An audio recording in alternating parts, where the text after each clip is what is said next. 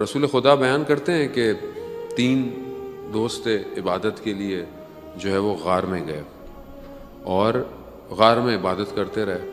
اچانک سے تھوڑا سا طوفان زلزلہ ٹائپ کا آیا، پتھر گرا، غار کا دروازہ بند ہو گیا۔ اب یہ تینوں اندر پھنس گئے۔ اب انہوں نے کہا پروردگار ہم سے کو غلطی ہو گئی ہے، ہم سے گناہ ہو گیا جس کی وجہ سے اب ہمیں تو باہر نکال۔ تو تینوں نے کہا کہ جو کام ہم نے اخلاص یعنی صرف اللہ کی خاطر کیا ہوگا ہم اس کو بیان کریں گے، اگر وہ اللہ کی خاطر ہوگا تو دروازہ کھل جائے گا، پتھر ہٹ جائے گا۔ تو پہلے نے شروع کیا، پہلے نے کہا کہ میں ایک خاتون، ایک لیڈیز مجھے اچھی لگی تو میں نے اپنی ساری جان دولت خرچ کر دی کہ میں اسے حاصل کروں، لیکن جب میں نے اسے حاصل کیا تو مجھے خدا کا خوف آیا۔ میں نے کہا پروردگار تیری خاطر میں یہ گناہ نہیں کروں گا کہ میں تجھ سے دور ہو جاؤں گا، اگر یہ کام میرا پروردگار تیری خاطر تھا تو مجھے نجات دے۔ تو تھوڑا سا پتھر غار سے ہٹا۔ پھر دوسرے نے کہا کہ میری کشاورزی کی یعنی میری کھیتی باڑی زمین ہے، اس میں لوگ کام کرتے تھے، تو میں نے ایک دن سب کو جو کام کیا ان کو میں نے آدھا دھرم جو دیا، وہ جو گولڈ سلور کا سکہ تھا وہ دیا۔ ایک شخص نے کہا کہ میں نے زیادہ کام کیا ہے، میرا جو اجر ہونا چاہیے وہ پورا سکہ ہونا، تو میں نے اسے فی الحال نہیں دیا یا اس کو دینے لگا تو وہ چھوڑ کے چلا گیا، ناراض ہو کے چلا گیا۔ پھر میں نے اس ایک دھرم کو اپنے کاموں میں لگایا اور اس سے میں نے اور کام کیے اور چیزیں کی۔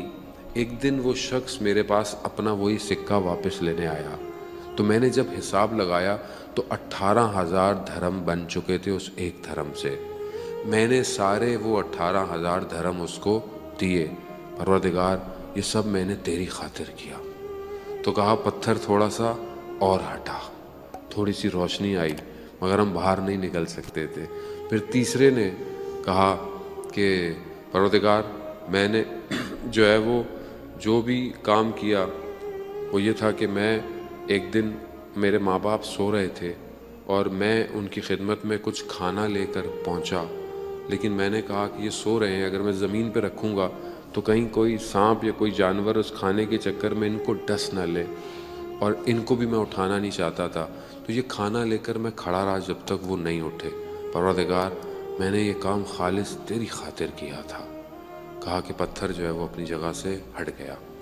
رسول خدا فرماتے ہیں کہ یہ تینوں اپنے کردار کے سچے انسان تھے۔